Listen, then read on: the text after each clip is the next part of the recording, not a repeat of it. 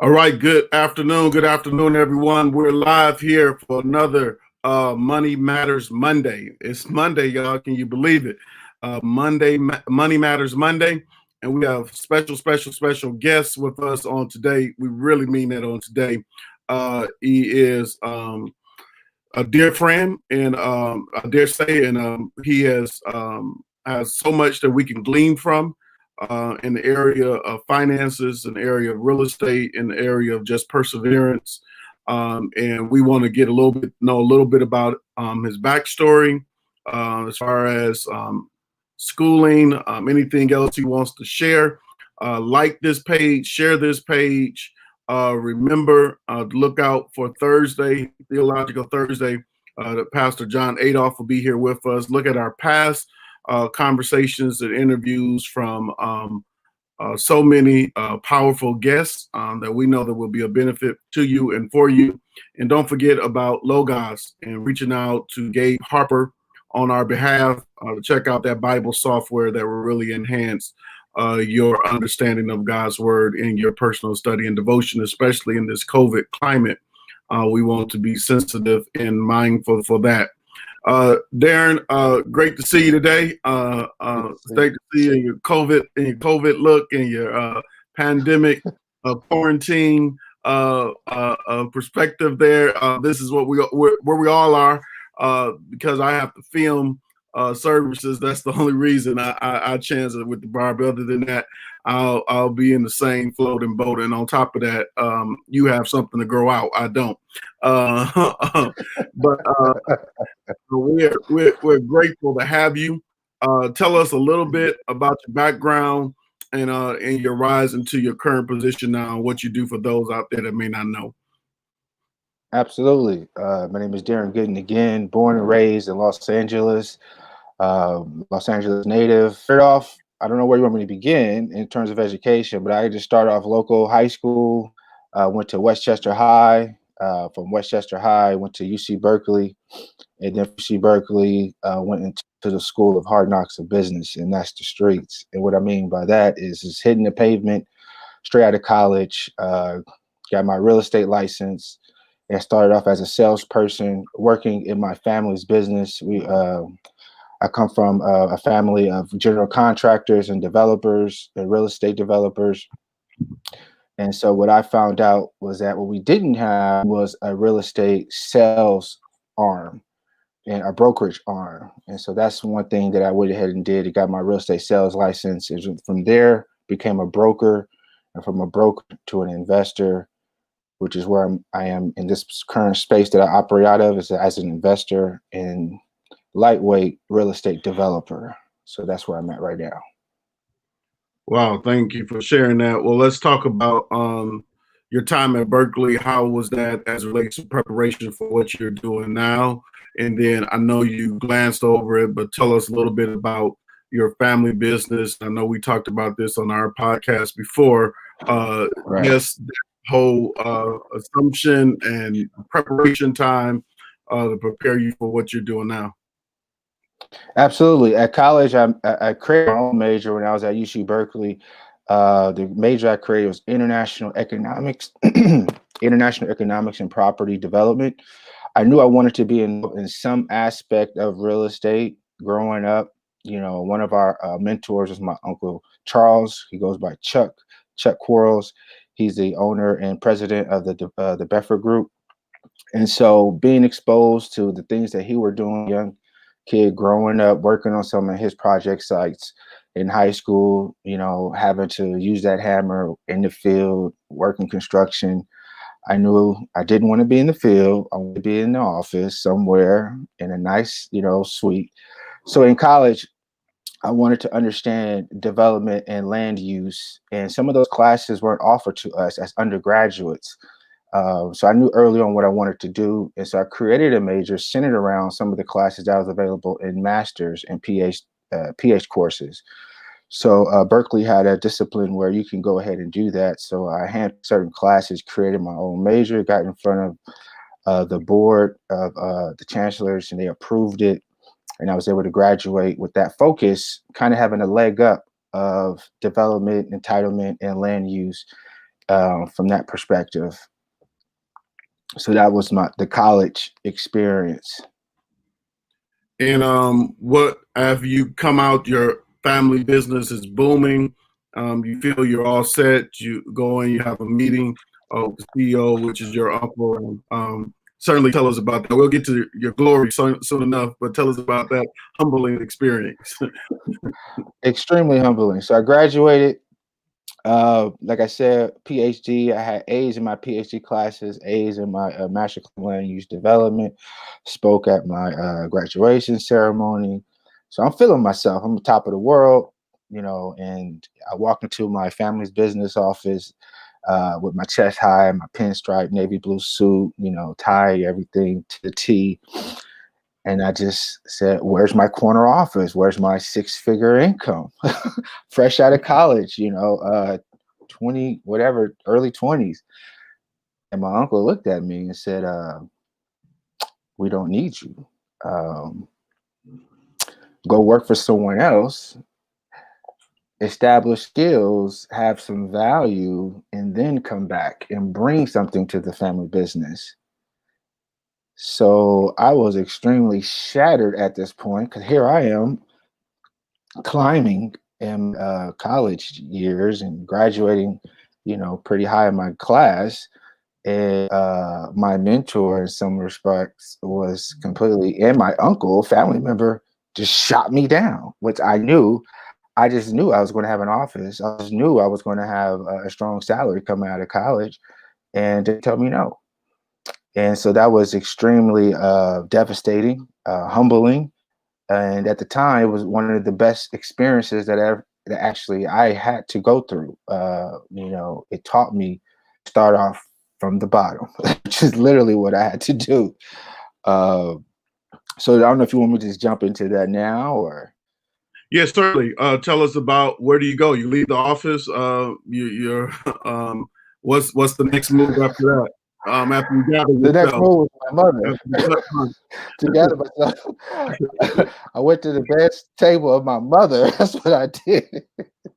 That's just completely honest. Like, are you kidding me? This is really what happened. So I was devastated. She put the pieces back together, and fortunately enough, one of my uncle's partners at the time, he recognized, he heard about me, he seen some of my talents, seen some of my skills, and he's like, well, come sit with me, let's talk.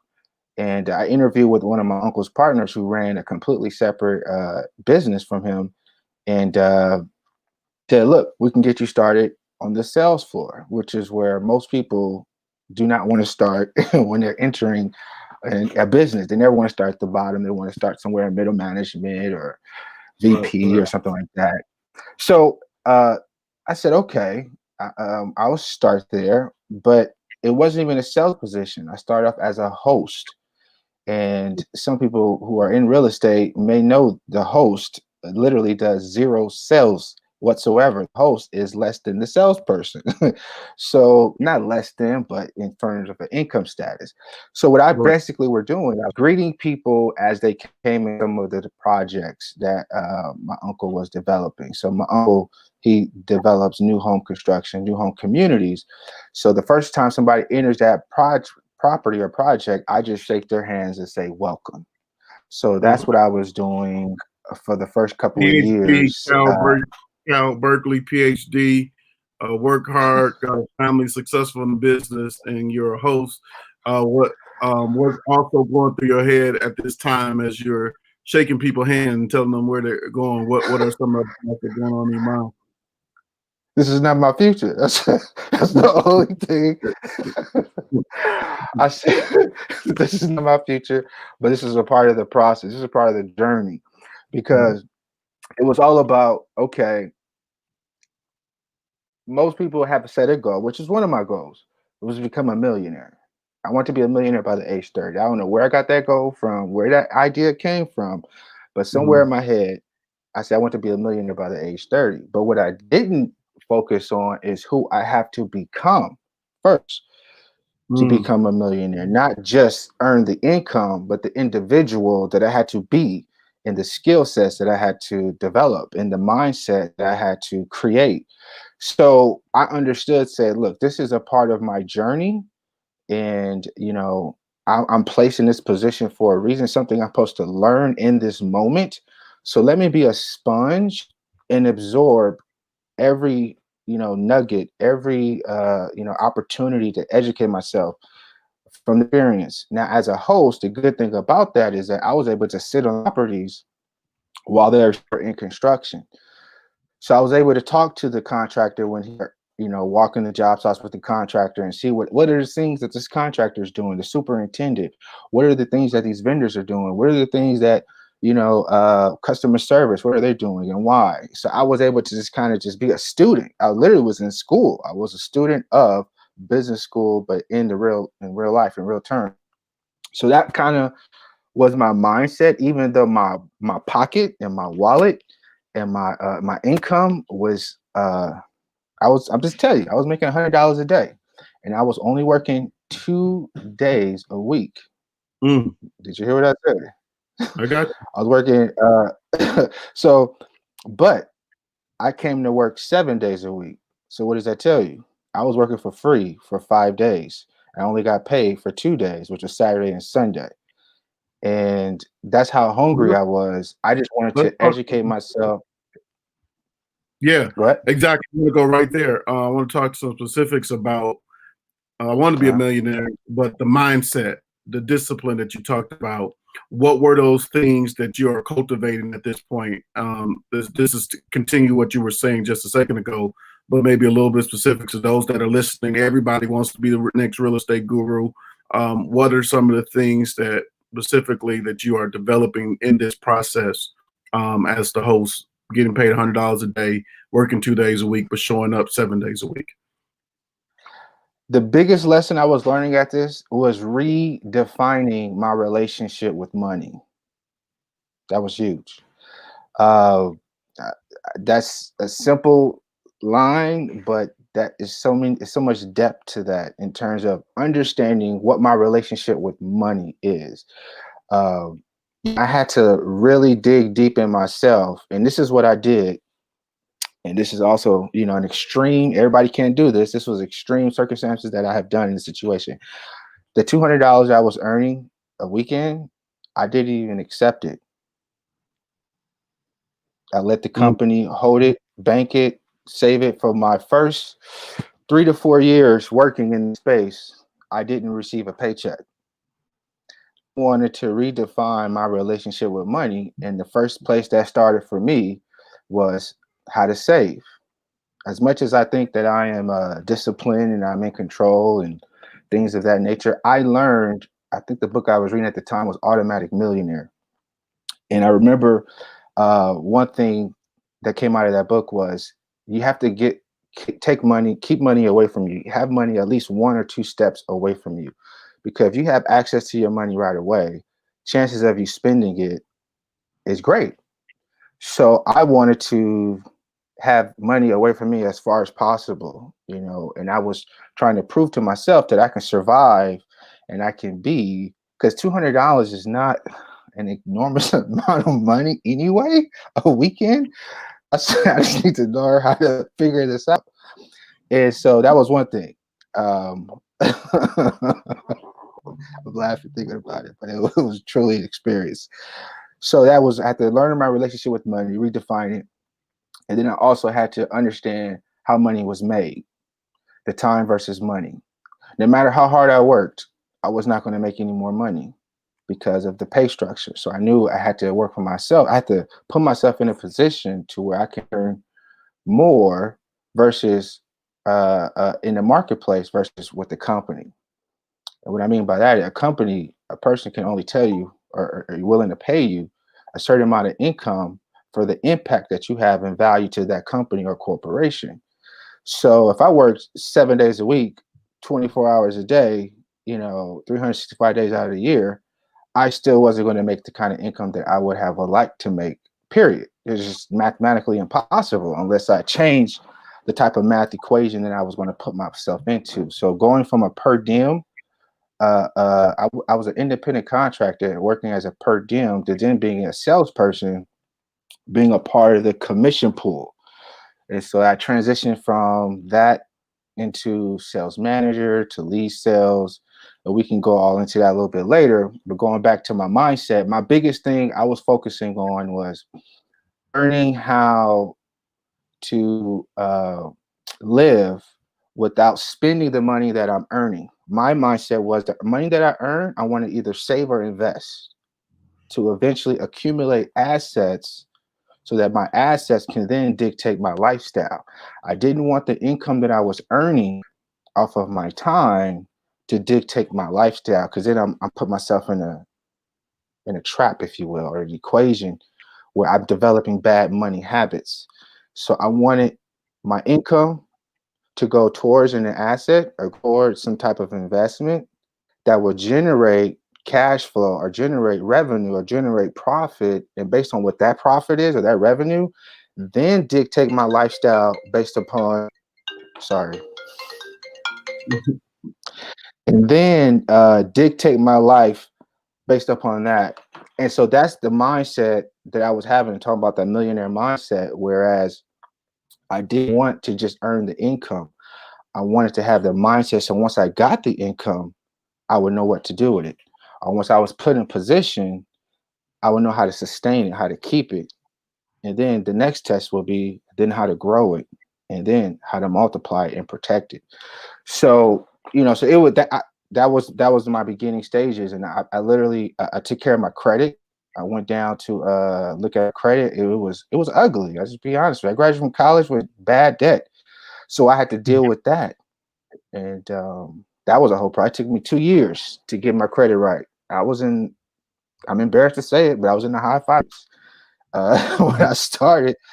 But now today I'm in the 800s. So, but it was a process to get it to that point, and be a surgeon, a financial surgeon over my credit, and understand the power of credit. And why is that so important when you're trying to accumulate assets? Well, definitely want to get into your next move, but before we leave this stage, this phase, what are some of the things that you would say to someone's listening out there? They may not have the flexibility. I imagine you had a great support system, be able to save your $200. There may be people out there that's kind of scratching to make ends meet, and don't have that same level of support system. What are some of the things that you would say to them? Some other tips or input you will give to them to that before we get into the next move you make after this on your client? I would say invest in yourself. Whatever income that you're currently earning right now, invest into yourself, and that's spending time with yourself.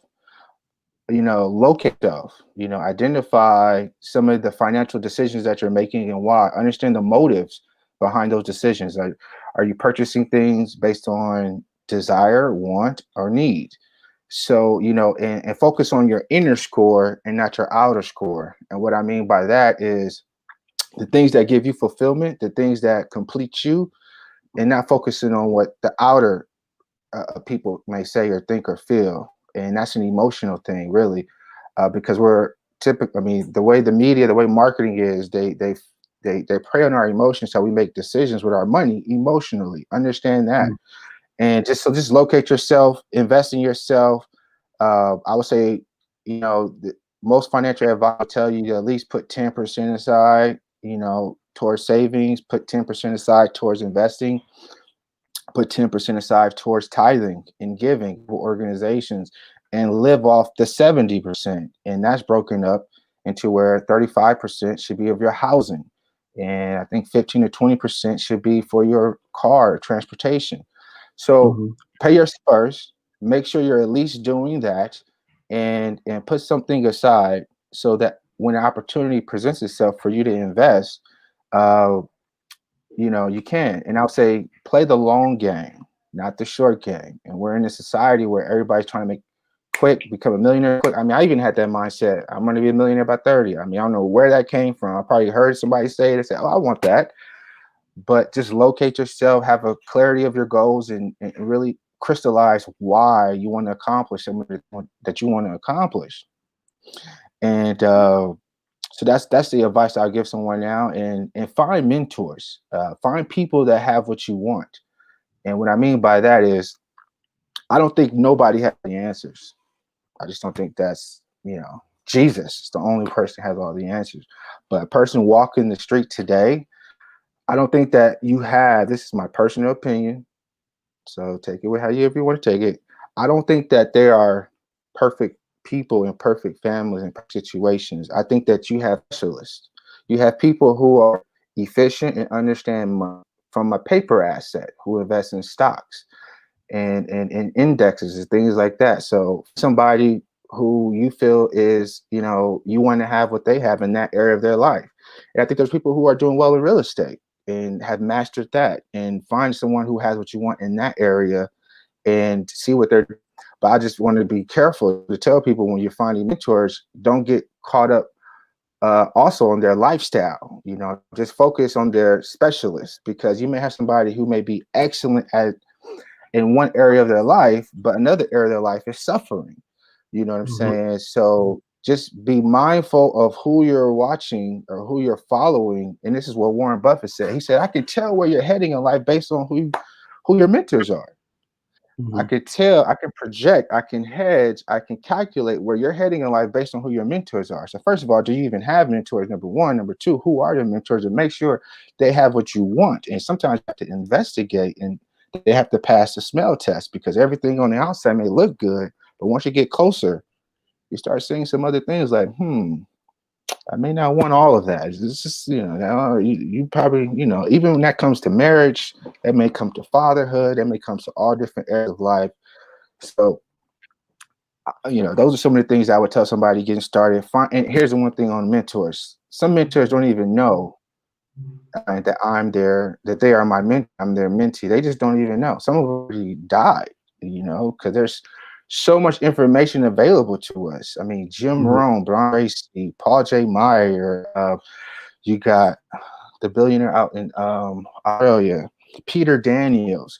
There's so many people out there that have, wisdom and nuggets on areas of finance and investing and all different aspects that you can just learn from and glean from. And sometimes you can get that from a book, what we're doing right now, a conversation. There's many nuggets. So sorry to vent. No, that's what you're here for. No, appreciate that. That's great advice for those that are listening. I'm hopefully you're taking notes. I know I'm taking my mental notes and want to rewatch and dissect what was just said there. Let's talk a little bit about the next phase for yourself. You're a host. What's the next big move? You're playing chess here, not checkers. When have you decided, hey, I got enough savings, I'm ready to make the next move, I might do something next that's daring? What was that, and how did that unfold? 2008 was the first time I took the leap and purchased a piece of property. I've never walked through the property unsight unseen. I didn't even use $1 of my own funds to buy property.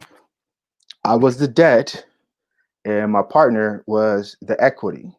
The equity is the down payment, the cash to complete the transaction.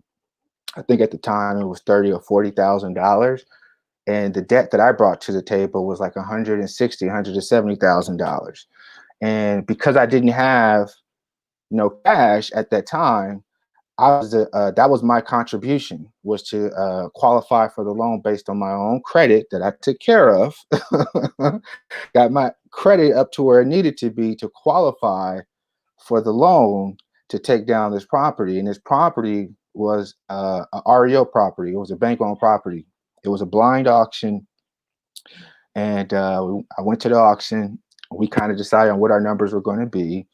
And, we're not going to go over this number, but, of course, you go a little above it. So I did. I won the auction. I bought the property for like $199,000 in 2008. And it was a steal, because the property actually was a 3-bedroom, 2-bath, but public records showed it as a 2-bedroom, 1-bath. And that's why it was only being, presented at the auction for so low, because on the public records it shows as a 2-bedroom, 1-bath.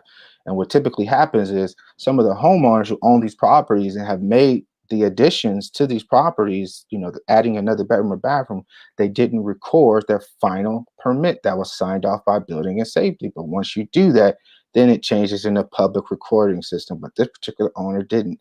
And I didn't know that at the time. I just happened to luck up and got, blessed in that opportunity. So that was the next biggest move. That was my first piece of property that I purchased.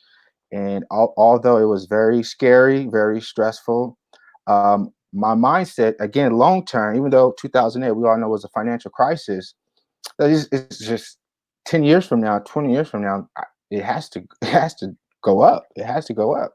I was just the mindset.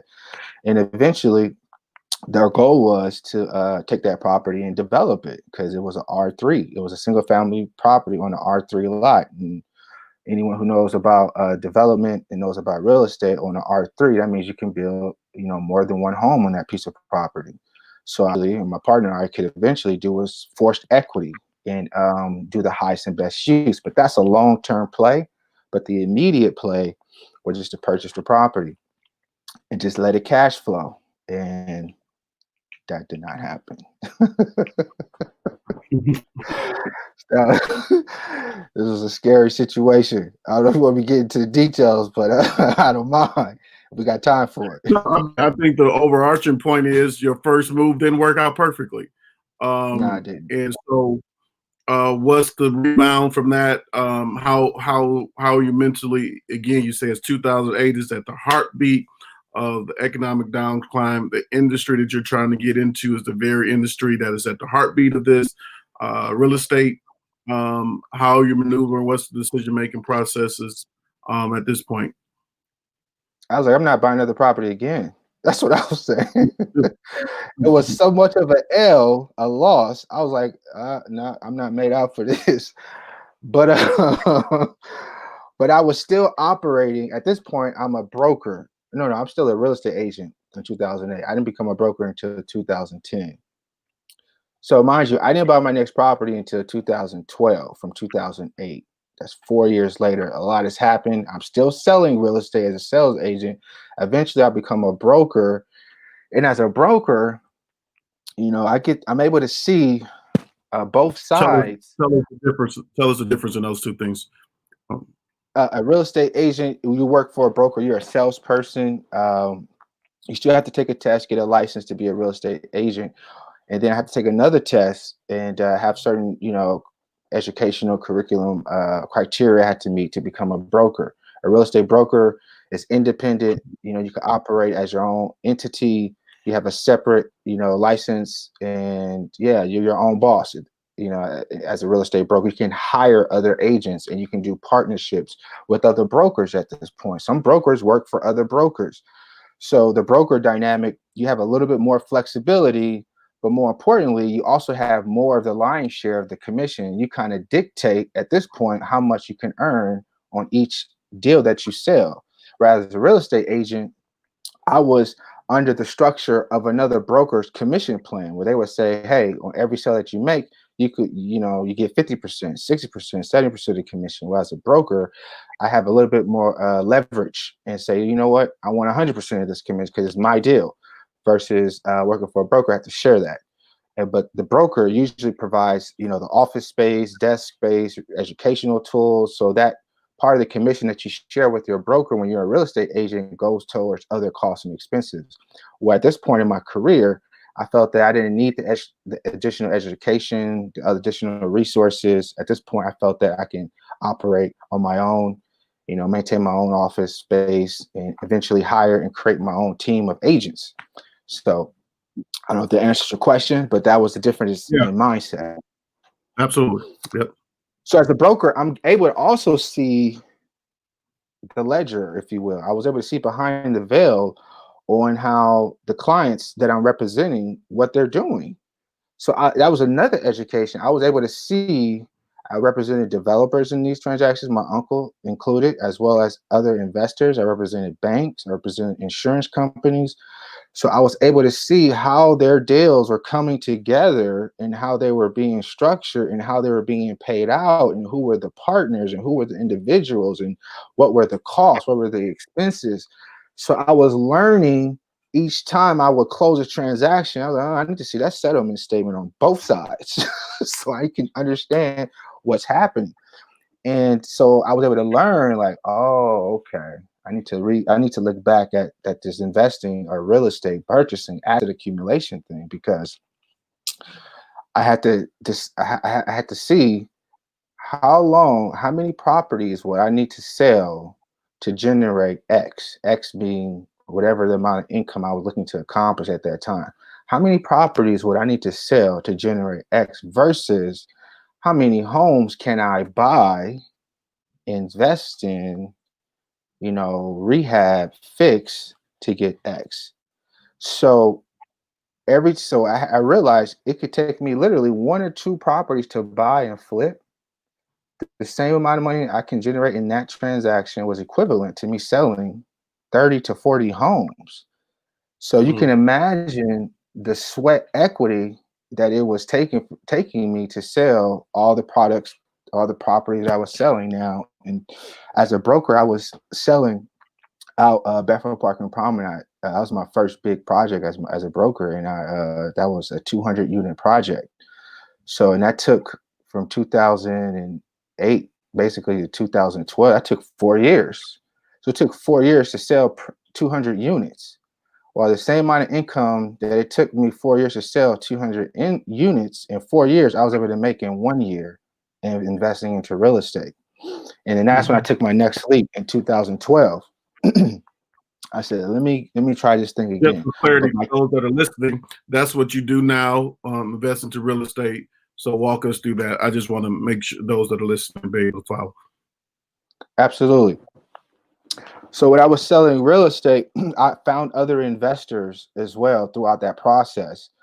And some of them I became friends with. And they kind of showed me what they were doing. And they were flippers. And they were doing that for eons, some of them. So they kind of showed me the ropes. And, they said, well, if you help me, I help you. You find me a deal, I'll show you how to work the deal. So I had to take some L's at first because I didn't have all the education and resources, meaning these are properties that I could have bought myself, but I didn't have the education. So instead, I just became the broker on that transaction, gave it to an investor. The investor took me through A through Z, what he or she does. So then when the next opportunity comes up for me, I'll have the tools, the education, the experience, the resources to go out and do what I'm doing now.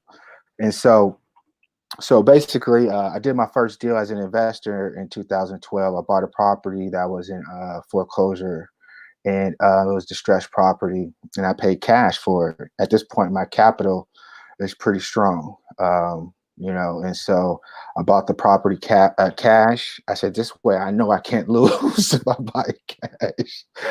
And what I did was I rented it out. I didn't even flip it. I rented it out for about a year and a half, and I was generating a strong income because it's free and clear.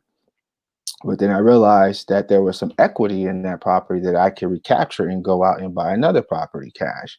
And so I did. I flipped that property, and that deal, I bought the property for $200,000 in 2012, and I flipped it for about $400,000. I practically doubled my income, and in about a year and a half. But of course, you have to pay capital gains and things like that. But yeah. So once that happened, and that's when the itch came, and then I started. I said that was nice. I like to do that again. Yeah. And so I started becoming more aggressive as an investor and a flipper. But then what happened is I started learning that flipping is transactional. And what I mean by that is you're only going to get paid until you flip again. And that's something that, although I enjoy taking something that is broken, meaning the property in a sense, most distressed properties are broken, and fixing it up and retooling it and repositioning it. I enjoy that process as a creator. That's the creative side of me. But at the same time, I had to redefine what success was for me. Is success getting these large, lumps of cash in one transaction, or is success for me having a steady cash flow? And so I had to readjust. I said, I'm looking for cash flow because cash flow is where freedom is. And basically, cash flow is what you're left with after all your bills are paid. And so my goal has always been to generate, well, my goal was to, I'm laughing about it now, but this was one of my goals when I first started. I wanted to generate $10,000 a month in cash flow. That was one of my goals I made for myself. And at the time, I was like, if I do that, I'm done. If I can get to $10,000 a month in cash flow, I am finished. I could retire and it's over. I'm good. Not the case. But anyways, so I pivoted and I started buying and holding instead of flipping, because although I was chasing equity and chasing, the profit from selling the capital gains, I got heavy taxes on that. So I said, it's better to keep the property, generate the cash flow, and then learn how to leverage debt. There's a such thing called good debt. And good debt is when you have a good loan, a loan that has a purpose, that's generating income for yourself. Because I was going to run out of my own cash in terms of buying properties the way I was buying them. I was buying them straight cash. And you can only do that in LA, in California, for so many times before you're like tapped out. So I just started getting smarter. So then what I started doing is I will buy a piece of property cash, and I'll use a credit card. You got to have discipline to do this. So I will buy the property with my own liquid cash, and then I'll use a credit card to do the rehab. And that credit card, the max limit on that credit card became my budget no matter what, because that was my way of keeping myself under budget or at budget. If I had a credit card with a max limit of, let's say, $15,000, which is one of my first flips, that was the case. I bought a house in South LA. I think I bought it for like $165,000. And believe it or not, in 2012 as well. I know people are like, how are these prices available? They were there. You have to look for them. I bought a property for like $165,000. It's a tiny house, but it was cute. I knew it had potential. It was on a small lot and everything. I did the full remodel of that house for $15,000, and I put it right back on. No, that's one of my flips. I need to go to one of my other deals when I kept it. Okay, hold on. Let me retool. So this is what I started doing. That's when I was flipping. So then I got to a point when I was buying properties and keeping them. So I would still do that same formula. I would rehab a property with a credit card, but this time my limits were bigger and larger. And that's why you got to take care of your debt and take care of your credit, because the banks will work with you. Once they see the kind of numbers that you're doing and see how responsible you are. I got one credit card to go up to $100,000, a credit card to go up to $100,000. So that's how much business this particular bank wanted to do with me. They saw what I was doing. It was like, oh man, you're paying on time, and the double benefit for that for me was I was also getting rewards. So as I'm using these credit cards with 0% interest, everybody knows when you get those credit cards in the mail, you got 0% interest for 12 months or 0% interest for 6 months or 9 months. And that was my timetable too. I need to be out of this property in 6 months. I need to be out of this property in 9 months or in a year, because that's 0% interest. And so gotta work. They call it velocity banking now. Yeah. Yeah. What's that? Velocity banking. I think they call it velocity banking. Velocity banking. There you go. Yeah. So basically that's what I was doing. I was rehabbing the property, repositioning it, and then I will put a tenant in it and then refi the property.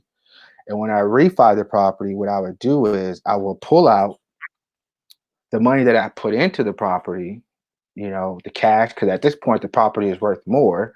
So I'm able to get it reappraised, pull out the funds that I put into the property, plus pay off the credit card debt. And I've done that a number of times, and I've been able to generate a strong cash flow for myself. And that was the ultimate goal, is to get to a place and develop a formula where my money is working for me, and I'm also using debt as a resource to acquire more assets. And the way I was able to do that was maintain my financials and my wife's financials. We are a team. And I had to learn, because I am a mortgage broker as well. I've learned the inner workings, or I learned how banks look at financials. So I had to that was an education for me as well. I had to understand underwriting guidelines and ratios and debt to income ratios and loan to value ratios and what implications are there and what's good debt. How does the bank look at your tax returns? How can depreciation help your tax position, but also how can it help your cash flow when the bank is evaluating how much you can afford on your tax returns? And the benefit of my wife and I is that she is a W-2 income earner. She's on that side of the ledger. Well, I'm on the side of the ledger where I'm a business owner and I get a K-1. So I'm able to dictate based on what type of assets we're going to accumulate.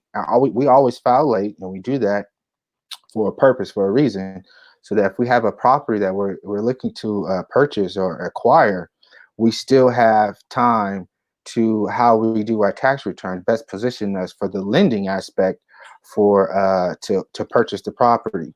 So I had to understand that, and that was a 2.5 year process to really get that down. And now we're transitioning into some commercial acquisitions. We have 2 now, but we're looking at some other commercial acquisitions. And the underwriting for commercial is different than residential, because we were only playing in the residential space. In residential, anything from a condo, a 1 unit, all the way up to a 4 unit, which is another thing I had to learn. Me trying to refinance a 4 unit was different from me trying to refinance an 11 unit building. So it was totally different type of underwriting. So that's so understanding how to use debt and making debt my friend, and understanding the difference between good debt and bad debt. Bad debt is when it takes money out your pocket.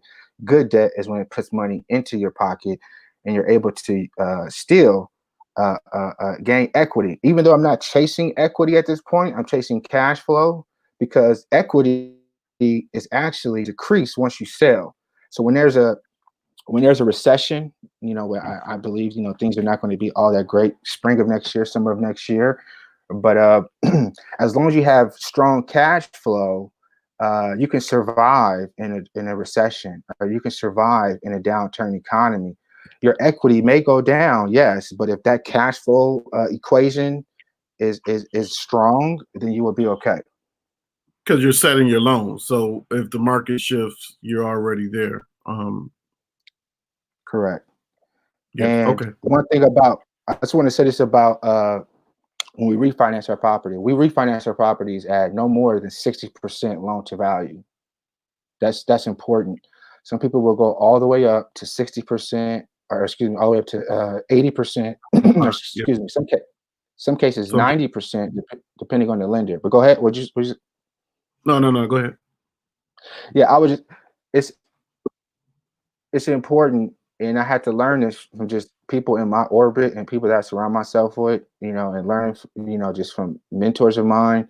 Don't over leverage yourself, and so that when there is a squeeze, or when there is a tightening, or if there is, you want to give yourself enough cushion from an equity standpoint, and as well as a cash flow standpoint. So you want to make sure that the income that we're receiving on our properties is probably 50 to 80% greater than the mortgage payment. So like right now we have a property that the mortgage payment is $1,200, but the income that we're receiving is like $3,500.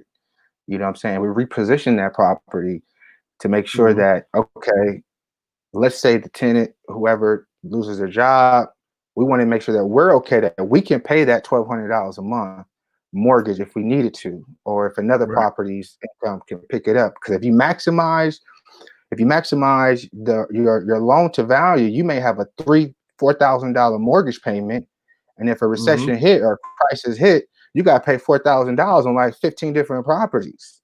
Who wants that problem? So we try to make sure our payments are reasonably low. Our debt to a loan to equity position is, at least we don't go no more than 60%. And some of our properties are still free and clear. We still operate in that space. So we're just trying to make sure we have a strong cash flow to weather any kind of storm that may hit us. Let me ask you, when you do that, do you do a line of credit, or do you do just a straight, loan? Depends on the circumstances. Right. We have done both. If certain lenders, they know when to call me. Like, Darren, we got a special. We got a 0% home equity line of credit for the first 12 months. You want to get on this? Is a special only offering a certain clients of ours. We thought of you. Take advantage of it. And I just don't take money out just to take money out. I usually don't touch a property unless there's an opportunity that's there that's Behind. that's behind it. Exactly. And so I don't keep a lot of money in the bank either. I mean, I had to learn that the hard way as well. It's cash is king, yes, but then I have to learn. I'm at a space right now where people are coming to me with their money to invest, and that's Okay. a whole nother education right there for myself that I had to learn. Like, picking investors and people you to do business with is like picking a spouse almost. It's serious. It's not like, first of all, when somebody wants me to invest their money, that's usually a concern of mine. Like, like, that's something that I mean, it's a compliment, yes, but don't be so eager to want to invest with me. You know what I'm saying? Like, it's a process. We have to court. We have to understand, what's your relationship with your money. You know what I'm saying? Because my relationship with my money is different. So I just want to make sure that there's a level of trust, So respect, and there's in an 3 weeks, understanding. they on like, hey, what's going on? And then the next day, hey, what's going on? And then, hey, what's going on? I, Right. No. I have one investor that I haven't even met at face to face. She's in Tahiti, and patient money. She understands investing. She's seen what I've done. Actually, somebody referred her to me, and we just talked. And so I had to understand the power, because I would be honest, I was afraid of investing other people's money. Because, first of all, I don't want to owe nobody nothing. Let's just get that straight. I'm not in the business of owing anybody anything. And if I'm gonna lose anybody's money, it's gonna be my money, which I haven't lost. Well, no, that first deal I did lose some money, but but I don't want to be in a position. I put myself in a position to lose someone else's money. So, I'm very careful about the opportunity and who I invest with. And one of my criteria for investing with other people is, there's a certain financial minimum. And then this money that you're investing is not impacting your lifestyle, meaning this is got throwaway money. I had to even use that terminology.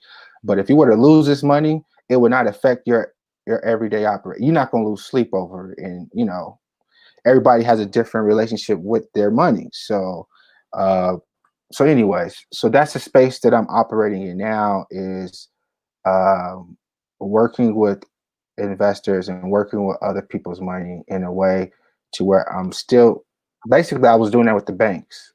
I was leveraging the bank's debt to acquire assets. So now I'm just replacing the bank with investors.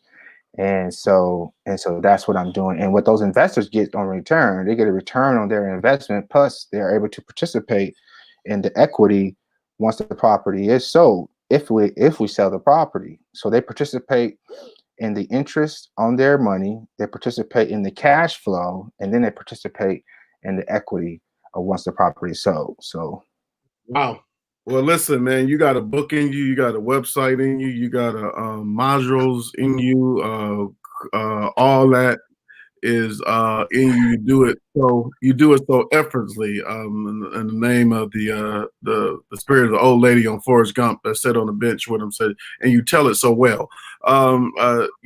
So certainly we appreciate you taking time out of your busy schedule. Time is money for you to be here and be on with us, and so we look forward to connecting with you once we get through this COVID thing, going to where we go, where we've been. And certainly we praise God for all that He's using you for. Thank you again for coming. Some of you may not know that we met in real estate transition, where I currently live. I just was tired of the agent. Said, look, man, make this work for me. I'm tired of looking. And I didn't know this brother, if he was shady or anything else, in the way he handled a vulnerable, probably just unintelligent move of myself has benefited me greatly. And a lot of things that he's talking about is things that we're playing with ourselves. And so we praise God that he came here on this platform on Money Matters Monday. He'll be back, y'all. He'll be on the radio station if time allows, and he still picks up my call. He'll be back to give us more depth. So don't feel like, oh no, why you cut it off? I know, like me, you wanted to keep going, but we got to respect our guest time. And certainly, this is a Christian brother. This is a family man, a wonderful family. And we are praying God's blessing upon them. In fact, I'm going to do that now, and then we're going to close out this time. Let's pray. Father, thank you for Darren. Thank you for his wife, Amber. Thank you for his daughters. Thank you, Father, for his legacy of which he stands upon. Thank you for the wisdom that you have invested into him. I thank you, Father, that he is a Proverbs 3, 9, and 10 man, that he honors you with your wealth and with the first fruit of all his increase. And because of that, Lord, you have filled his barns with plenty, and his vats are bursting with wine. I pray that there will be tribes of others behind him that will do so. All these things we pray for Jesus' sake. Amen. Amen. All right. Amen. Thank y'all for listening. Please be with us on Tuesday. Check out the Logos partnership that is taking place there.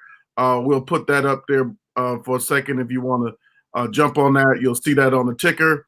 Darren, thank you again. My brother, stick around. We'll ask you a couple questions offline while all these lookers are gone. And we look forward to having you back here regular on Money Matters Monday. Hey, thank y'all for listening to somebody. Peace, y'all.